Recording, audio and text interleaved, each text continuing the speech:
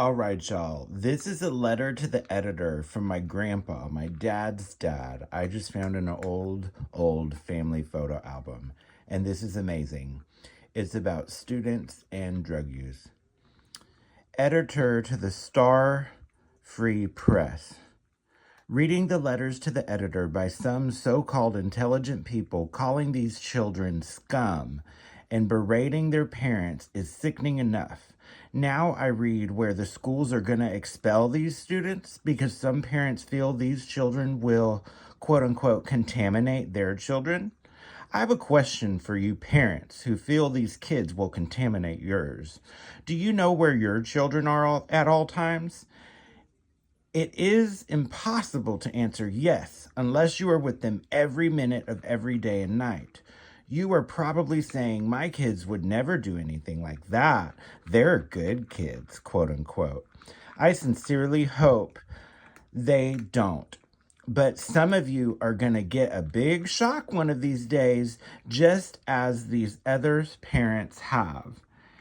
And you will be sitting stunned, asking yourself all the questions these other parents are asking themselves. Naturally, there are a few who don't care, but most of them are picking themselves to pieces, trying to figure out what they have done in bringing up their children.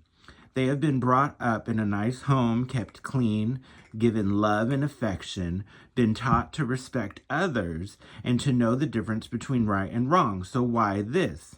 Maybe we should have done this or shouldn't have done that.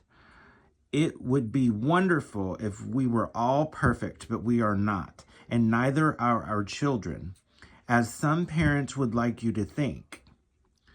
The idea of the schools expelling these children is absurd. Have they ever heard of one more chance? I'm sure most of these kids who have tried marijuana, who have been arrested, went to court, and been placed on probation have learned a big lesson. Expelling them from school would be like rubbing salt in a wound and would harm rather than help. As far as the other students, they are exposed to drugs every time they turn around, especially outside of school. And if they are going to take it, they will, without any help from these other so-called contaminating kids. We would somehow get to the heart of the problem, the big pushers in their source of supply, or the situation is going to get much worse. And you perfect people with your perfect children had better help a little instead of condemning so loud. Or you may get a shock someday.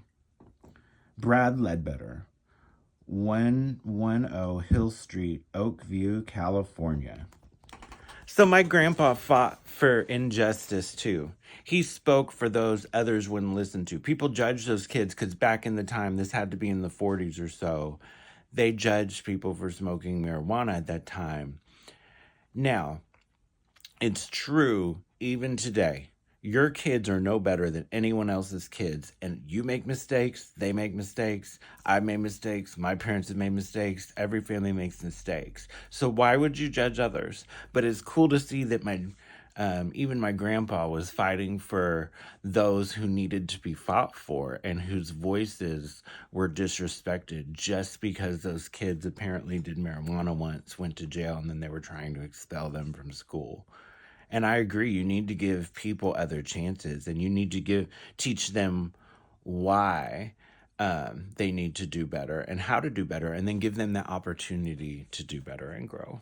Hope you have a good day. I love you, but God loves you more.